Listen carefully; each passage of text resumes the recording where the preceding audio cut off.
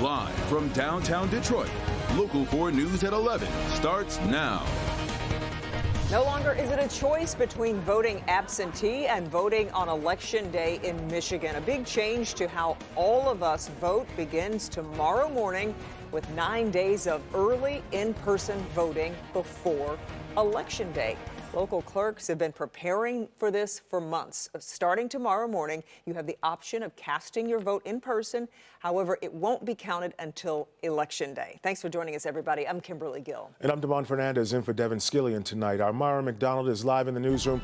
And Mara, voters approved this back in 2022, but it's going to be the first time we see it in action here tomorrow. Damon, that's right. Starting bright and early tomorrow morning and going for 9 days. Let me show you how this whole thing works.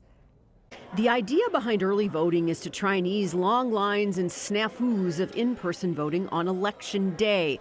But unlike Election Day, you're not going to see all the polling places up and running. Instead, each community will choose its early voting sites. For example, in my township, there will be 2. If voting early is something you're interested in, best to check out your local clerk's page and see what they've designated as early voting locations. A voter comes in, gets their ballot, marks their ballot, and enters it into the voting tabulator. Those ballots will be counted on Election Day. But not before. So now all of us have 3 options when it comes to voting: absentee, early in-person voting, and voting on Election Day. The difference being whether you go to your designated polling place on Election Day or whether you go to one of the dedicated early voting spots your community clerk has chosen. It starts on the 17th and will run through the 25th. The primary election day is February 27th, and that process will go on as it always has. The Michigan Secretary of State did a Zoom briefing today to go over details, but local clerks, they've been prepping for this for months.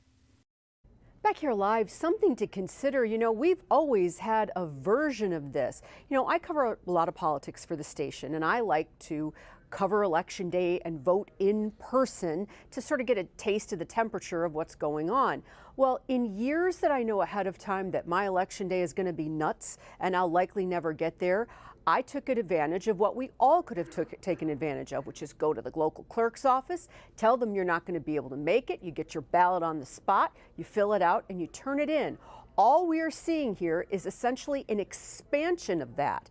We're going to see how the rollout goes. We're going to stay on top of it. Damon, Kimberly, we're live in the newsroom tonight. Back to you. Yeah, Mara, you know, early voting was something we got used to back in Texas, and it really can be a smooth process for convenience sake.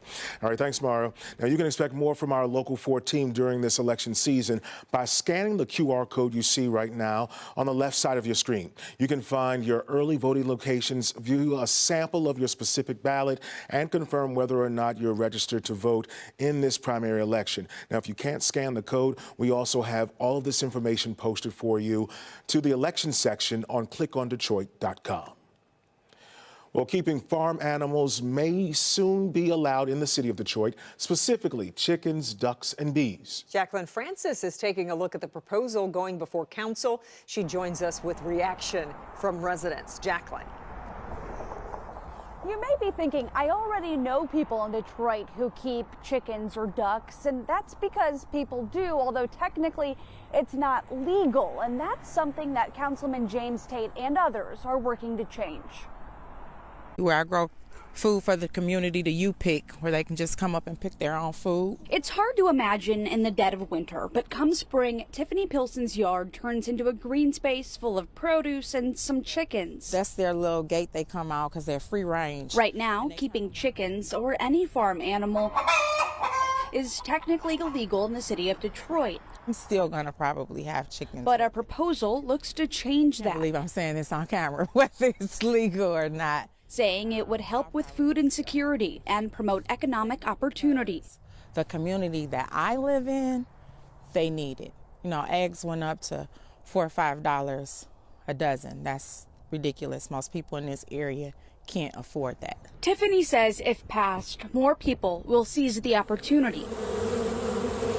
The ordinance would only allow chickens, ducks, and bees. We need the honeybees, not just for the honey, but They're very important pollinators. Although some residents worry about how the animals will impact the neighborhood. Chickens I don't really mind because, you know, some people use them to eat, you know, and they just do that on themselves, but bees, no. I don't care for bees at all. Unfortunately, the animals are getting a bad rap, but the animals aren't irresponsible. The people are irresponsible.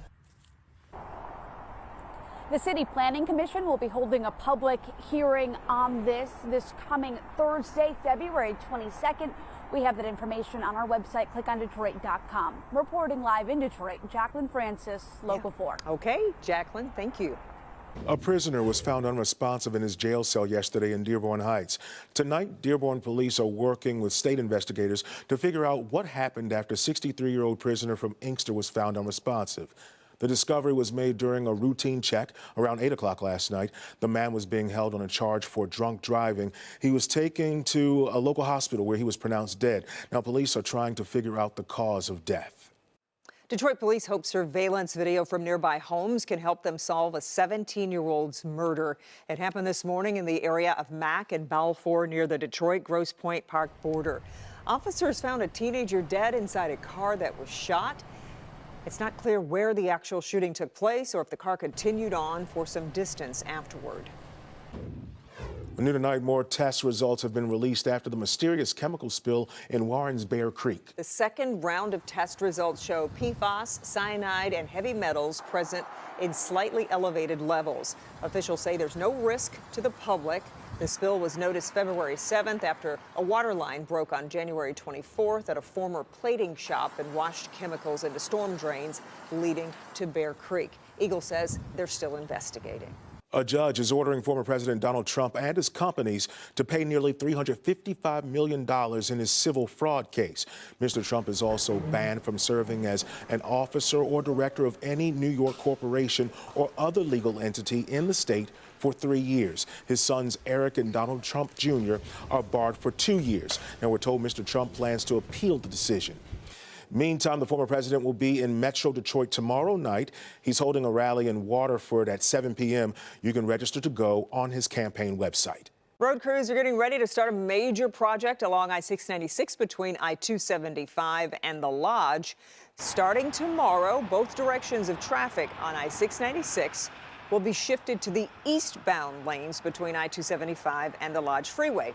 Several ramp closures will also start, with the first being the northbound I-275 ramp to eastbound I-696. You can find the full timeline of this project on our website at clickondetroit.com. All right, let's get a check of the weather as we head into the weekend here. Yeah, here's a live look at the Detroit River from our Windsor Skycam. Let's get over to forewarned meteorologist Kim Adams with a look at the forecast. Hey there, Kim. Hey, well, it is dry across much of Metro Detroit, but we are picking up a few very light snow showers on ExactTrack 4D radar. So I want to go in a little closer and take a look at what's happening right now. So there's a light snow shower in Franklin, parts of West Bloomfield down to Beverly Hills, and then also right along 696. And it's been sitting there for a little while, so there could be just a brief coating, and temperatures are below freezing. So just watch out for just a few slippery spots. Most of Metro Detroit is completely dry. There's another area that I've been keeping an eye on out by Brighton, just south of Howell, in Pinckney, Hamburg, and Webster. So even though temperatures are below freezing right now and we only have a few flurries around, just if you're going out tonight, just be aware there are those pockets of very light snow showers. 27 in Mount Clemens and Port Huron, 24 in Pontiac, 29 downtown. Tomorrow, coldest day of the week for sure. 22 in the morning, wind chills will be in the low teens, possibly the single digits in some spots. And then our high reaches 27 degrees, but a big warm up, including a 50-degree day. We'll talk about that coming up. All right, it's one step closer to basketball immortality. Coming up in sports, the Pistons legend that's been named a finalist for the Basketball Hall of Fame. And charges filed. 2 teens facing several charges in connection to the deadly shooting during the Chiefs Super Bowl parade. And Local 4 is on the scene as police shut down a local hookah shop. Find out the reason why coming up next.